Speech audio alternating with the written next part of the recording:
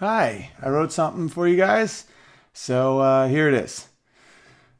I get a lot of letters from young men who are really good. They're good guys, and they want a great life, and they want a great family, and they want to try hard and have pride and have respect, and they don't really know how to get there. They see me with my family, and they want advice. So here it is, as honest and hopefully valuable as I can be for you. I used to do a joke where I said, women have more economic value than men. You can do the math. It's basic supply and demand. A woman gets paid $2,000 or $6,000 to donate one egg. Want to know what a man gets for the hundreds of millions of little swimmers? $75. Because we flooded the market. It's a devalued currency. That's why when your girl's about to get her period, she gets really irritable because her body knows she's about to lose $6,000. That joke is funny because it's true, and that's usually how comedy works. That's why authoritarians don't like comedians very much. Throughout human history, the average woman had 2 children, and the average man had 1 child. There were more childless men than there were childless women. Many men lived. They tried to do something very impressive to catch a woman's eye, and they died without passing on his genes. We are products of this process. Any trait that keeps us alive a little longer or helps us catch the eye of a woman gets to pass on to the next generation. Women have always been the gatekeepers, but that doesn't mean they have it easy. Heavy is the head that wears the crown. They hold the egg, the flag, the source of all future life. So they are in constant state of threat. Everywhere they look, people want to put something inside of them. That's terrifying. That's why, above all things, long term, the thing a woman wants most in a man is to make them feel safe. Modern living has changed the natural dynamic. Women physically needed men to survive. They physically needed men to survive. Being a mother makes you vulnerable. So they needed the best, the strongest, the bravest man that also wouldn't go crazy and kill them. And men, so ecstatic that they were one of the fortunate ones who actually got chosen by a woman to have a family, would run into war, they'd dig down a coal mine, and they would gladly listen to the screams of their babies all night long with a smile on their face, knowing that his little swimmers, his traits, made it to the next level, the arena of champions. Nowadays, women don't need men for survival with the welfare state, the advantages in employment. There's no conquering hordes these days. They have birth control and a lethal amount of calories. Women don't need men the way they once did. And in response, men are devolving into indoor cats. Men, with their never-ending and technologically expanding access to pornography, simulated heroes' journeys of video games, and no social or economic benefit to having a family of their own. They don't really need women either. But the thing is, they do. And women do as well. At 37, I've witnessed how this plays out. Women are fed a load of lies, that empowerment comes from their wage and promiscuity. And men are a group to be mocked in commercials. Even he can do it. And by the time they realize they're missing something in their life, something profound, something they need, it's too late. You can watch a single woman go from literally laughing at good-hearted men asking them for a relationship to groveling for not good men on dating apps only to get unsolicited pictures of gross men's genitalia as these creeps chum the water for desperation. It does not end well, ladies and gentlemen. Doesn't pan out great for the dudes either. Men lose their ambition, their will, their ethics, their pride. They let themselves get unhealthy.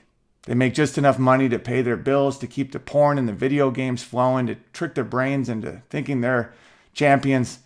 And before they know it, life has passed them by. I get letters from young men all the time telling me they want a family, they want a good woman, and they want to be good men. So my advice is try hard. All of these false realities can whisper in a woman's ear. You don't need anyone. Equality means 60-hour work weeks at a job you hate, $400 jeans with holes in them.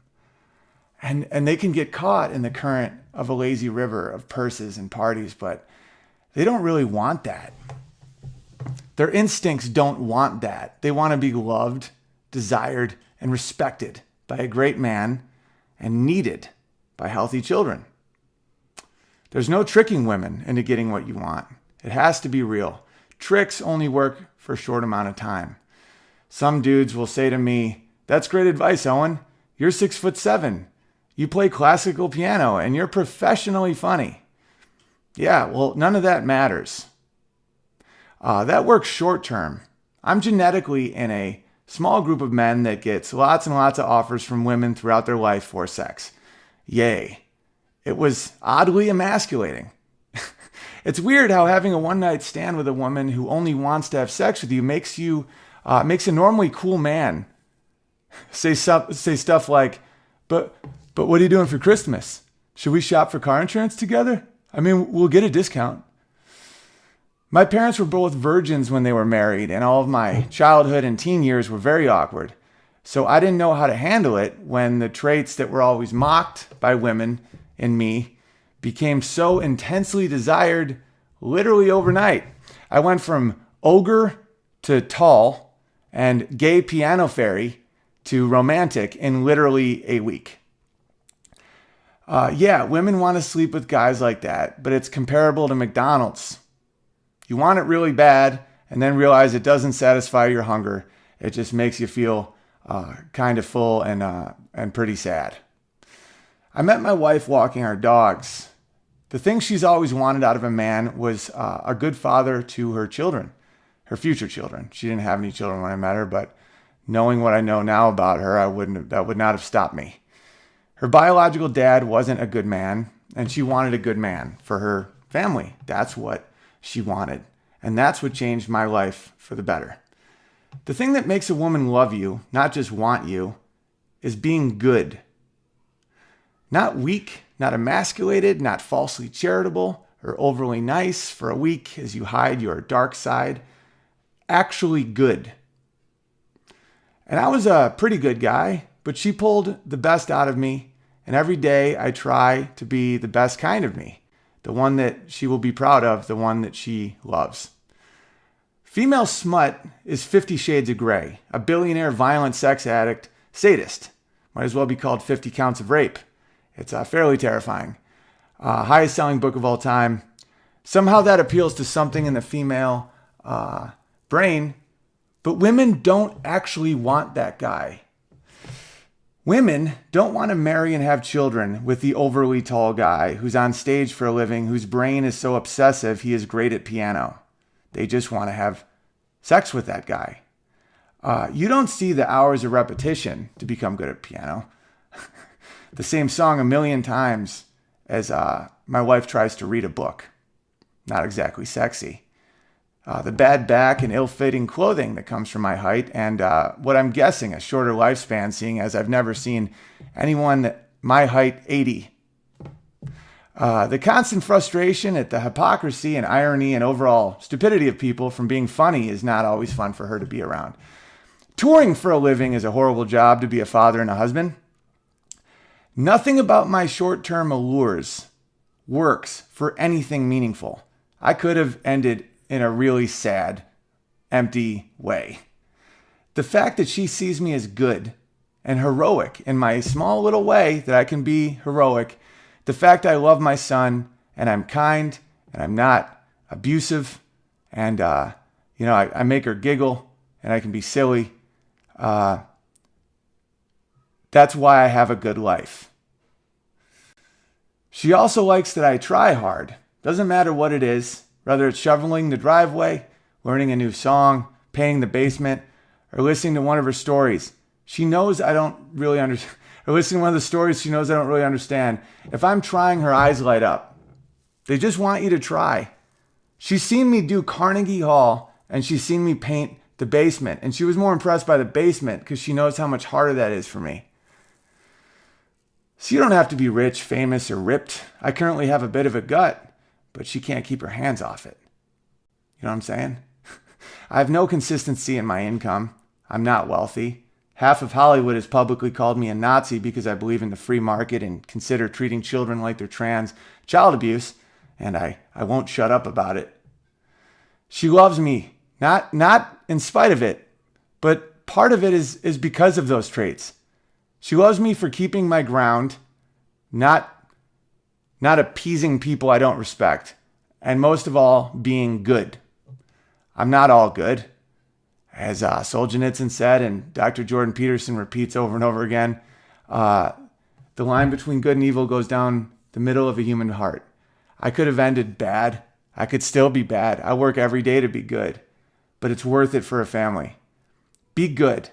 My final advice for young men that keep writing me emails and they want to know what to do with their lives. A lot of young men feel lost right now. They feel abandoned. They feel undervalued. They feel like they're sick of being said that they're toxic. You know, the school system isn't designed for men. Men are physical. They learn with their hands. You know, I had a trainer in Hollywood who's now legitimately my top 3 best friends because I used to call him my shrink. I've never worked well with shrinks. I've went to 2 shrinks and I love both.